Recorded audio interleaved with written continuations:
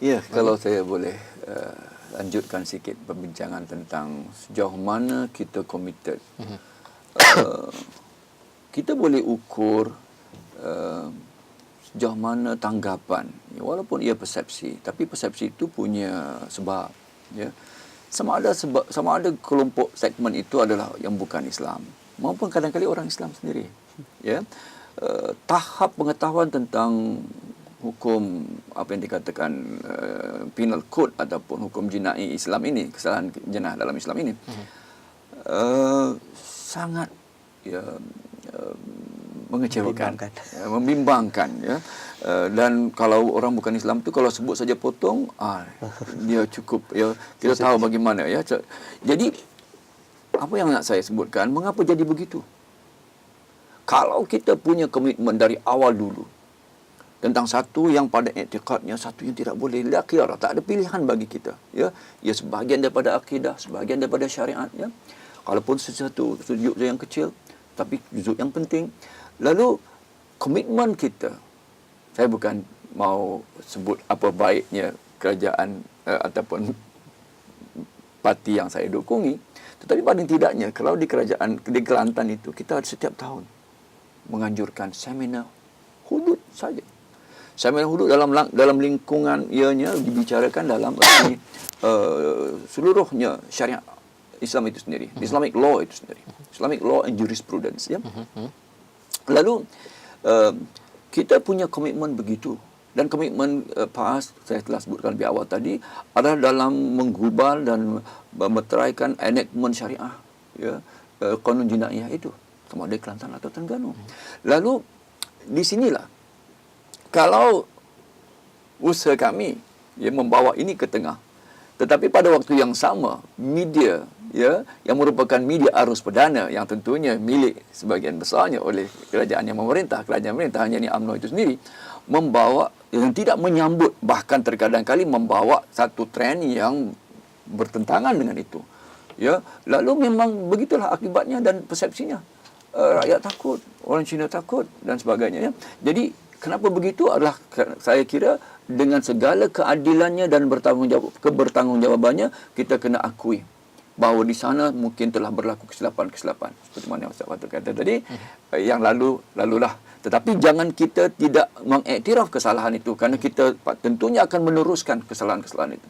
Lalu kalau nak saya sebutkan seterusnya pula, ya, justru kerana itu saya memandang perkara ini, ya, dalam hal untuk kita mengelakkan bagaimana untuk kita terus membawa ini, kita mesti menekankan, ya, persoalan mengenengahkan bukan saja hukum had atau qisas. Syariat itu mesti dibentangkan dari sudut maqasidnya. Apa tujuannya sebenar? Apa di sebalik segala hukum hakam Allah SWT itu ada underlying reasonnya, rationalnya yang cukup boleh difahami oleh manusia, oleh manusia yang kalau Islam yang tidak Islam pun dia boleh memahami rasional. Itu dikatakan kalau kita bawa apa kajian itu, kajian apa maqasid itu, maksudnya itu dan dia punya usulnya, ya, apakah the wisdom, the underlying wisdom, ya, hikmahnya.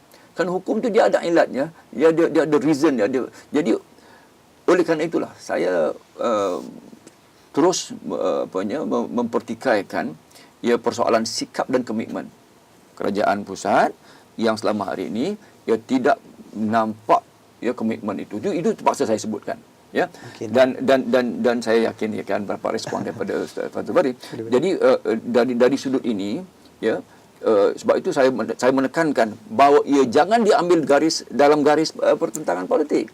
Sebab kalau kita ambil garis tentang politik, yang penting bagi kita adalah untuk score political point. Sebab itu ia mesti dikeluarkan daripada garis pertarungan itu. Ia mesti dibuat dalam satu wacana, dalam satu wadah, dalam satu forum yang lebih bertanggungjawab, lebih ilmiah sifatnya. Biarkan pertandingan politik itu di atas benar-benar policy advocacy, pertentangan policy, dasar, manifesto, pelaksanaan, achievement, prestasi, itu pertarungannya. Jadi biar rakyat punya kebebasan untuk memilih.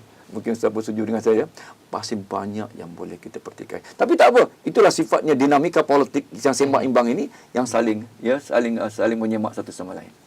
Bagi Ustaz, Okey. Banyak isu tadi. Banyak sangat isu. Banyak isu. Okey, mungkin pertama saya dari sudut media, dari sudut isu kerajaan pusat dan persepsi tentang apa yang disebut sebagai hudud itu tidak dibicarakan, disekat perbincangannya dan sebagainya. Saya kira sebenarnya apabila PAS membangkitkan isu yang seperti ini, Tamam YB. Bila isu ini mula dibicarakan di pentas-pentas politik, pentas-pentas ceramah yang bersifat menghukum kerajaan yang sedia ada. Kita tak nafikan manusia ni dia ada kategori-kategori dah. Dia ada kategori yang alim, yang ada ilmu pengetahuan. Dia ada kategori yang jahil. Okay? Dan beberapa kategori jahil murakkab, jahil, dan kategori-kategori yang seterusnya. Cuba kita ambil dua yang asas saja. Alim dengan jahil. Ada yang mengetahui dan ada yang orang yang jahil. Orang jahil ni bila dia mendengar, melihat, menilai sesuatu, dia menilai apa yang berada di persekitarannya. Jadi saya tak kata semua orang UMNO tu jahil ataupun semua orang PAS tu jahil.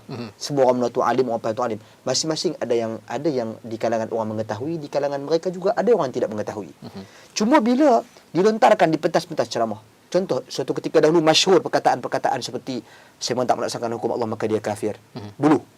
Yang pada hari ini saya kira tidak lagi kita kedengaran secara serius perkara tersebut dibicarakan di pentas-pentas ceramah politik. Cuma bila keluar kenyataan-kenyataan seperti itu, pihak kerajaan yang memerintah sudah semestinya beranggapan isu ini satu isu yang agama yang dipolitikkan. Kita membawa Tuhan masuk ke dalam kita punya pentas politik. Sebab itu muncul perbincangan pula tentang politik perlu dipisahkan daripada agama ataupun tidak. Dan saya kira PAS konsisten menetapkan politik itu sebagai daripada agama. Dan saya setuju. Cuma politik yang bagaimana? Itu persoalan saja. Itu persoalan politik yang bagaimana? Politik yang memerlukan kepada akhlak, politik yang berteraskan akidah, politik yang berteraskan syariah. Bukan politik kita memaki hamun, melontar persepsi, menuduh dan sebagainya. Tidak. Membuka keaiban orang. Juga setiap bersetuju dengan hal yang seperti itu. Jadi kita ada prinsip, kita ada politik. Jadi sebab tu bila kita berbicara, jangan kita sahaja menggunakan nama politik tak dapat dipisahkan dengan agama, tetapi kita sendiri yang bertindak berpolitik bukan dengan cara kehendak agama. Jadi itu satu poin yang sangat penting. Mengapa? Apabila perkara tersebut dipolitikkan, isu yang berkaitan dengan syurga neraka, yang berkaitan dengan kita katakan sokong parti tertentu dapat pahala. Ini satu isu saya tak kira kalau orang kata sokong UMNO dapat pahala pun kita perlu bicarakan. Mengapa kita nak kaitkan dengan isu pahala dan dosa? Kerana ini seolah kita mengambil tugas Allah Subhanahu Wa Taala. Kita serahkan kepada Allah Subhanahu Wa Taala. Cuma kita boleh cakap, masing-masing boleh cakap, sesiapa yang melakukan kebaikan ini dan itu, maka dia berhak untuk mendapat ganjaran pahala. Tetapi kalau sekiranya benda ini dibawa masuk di pentas politik, saya kira ia satu pertandingan yang tidak sihat. Dia menggunakan nama agama, menggunakan pahala dan dosa sebagai satu kepentingan. Maka bila timbul persepsi yang seperti inilah, menyebabkan saya kira kurang perbincangan dalam isu-isu dan hal yang seperti ini. Tetapi bila akhir-akhir ini, ia mula dibicarakan secara ilmiah. Orang seperti Dr. Zul sendiri yang cuba mengeluarkan perbincangan hudud ini dalam isu yang berkaitan dengan terlalu politik, kepartian, polemiknya kepada perbincangan yang bersifat ilmiah. Juga mungkin saya dan sahabat-sahabat dan ilmuwan-ilmuwan yang lain juga bertindak sedemikian rupa, maka saya kira pada hari ini mula mendapat liputan media.